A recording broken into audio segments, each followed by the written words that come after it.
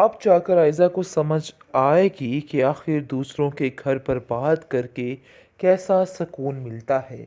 अब जाकर उसे इन सब बातों का बड़े अच्छे तरीके से अंदाज़ा हो जाएगा, क्योंकि जब असद को इस चीज़ का अंदाज़ा होगा कि ये ज़िम्मेदारी सिर्फ़ और सिर्फ़ आयज़ा की थी कि इस कमरे में बानो को आने से रोका जाए, लेकिन फिर भी बानो नहीं रुकी। ये बात पे असद बुरे तरीके से आयज़ा के साथ पेश आता है, जिस पर साफ-साफ कह उठती है कि देखिए भाभी, आपको अब सुकून आएगा और जो कुछ आप दूसरों की ज़िंदगी में गड्ढे खोदने पे लगी हुई हैं ना, अब जाकर आपको अंदाज़ा हो जाएगा कि आखिर आपको क्या मिला और क्या नहीं। देख लीजिए, अभी भी वक़्त है, सुधर जाइए। मैं आप लोगों की ज़िंदगियों में कुछ भी नहीं करना चाहती, ना ही कुछ बुरा करने का सोच सकती हूँ।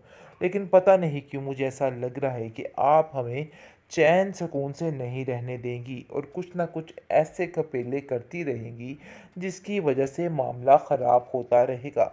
लेकिन मैं ऐसा कुछ भी नहीं चाहती कि आपके साथ कुछ भी बुरा हो।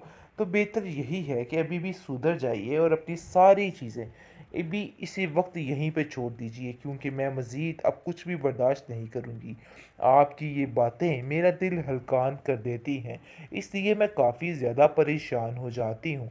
मैं चाहती हूँ कि आप और मैं सुकून के साथ रहें और इस घर में कोई भी परेशानी ना बने, लेकिन शायद आपको मेरी बातें समझ नहीं आ पा रही और आप सिर्फ़ और सिर्फ़ वही करना चाह रही हैं जो आप करना चाहती हैं और जो सोच रही हैं, और मैं ये बात बड़े अच्छे तरीके से जान चुकी हूँ कि अनाया भी आपसे बढ़ के है, यानी कि आप जैसी ही है।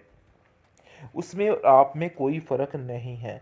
मैं अब किसी पे कोई यकीन नहीं कर सकती। मुझे इस चीज़ का पूरा-पूरा यकीन है कि आप दोनों मिलकर ही हर चीज़ की तबाही कर रही हैं।